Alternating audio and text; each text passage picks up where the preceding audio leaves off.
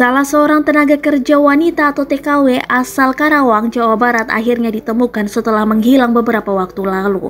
Namun, ia ditemukan dengan identitas yang berbeda atau telah berganti nama. Sebelumnya, nama asli dari TKW tersebut adalah Munirah. Lalu, kini ia sudah berganti nama menjadi Siti Halimah.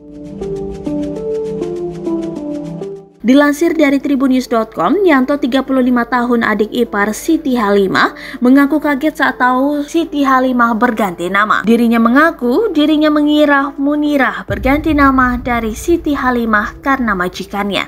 Saya juga kaget kenapa jadi Munirah, kemungkinan karena majikannya, kata Yanto dilansir dari Tribun Jabar pada Senin 6 Desember 2021.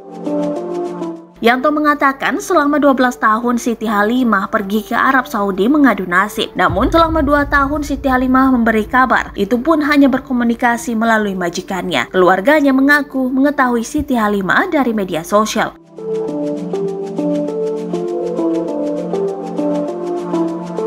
Setelah mendapatkan kontak Hanafi yang menemukan Halimah, keluarga melakukan komunikasi melalui video call dan meyakini kalau itu merupakan Siti Halimah. Kami sangat senang, tetapi kami juga masih was-was karena dia masih belum pulang, saat ini masih ada di KBRI, katanya.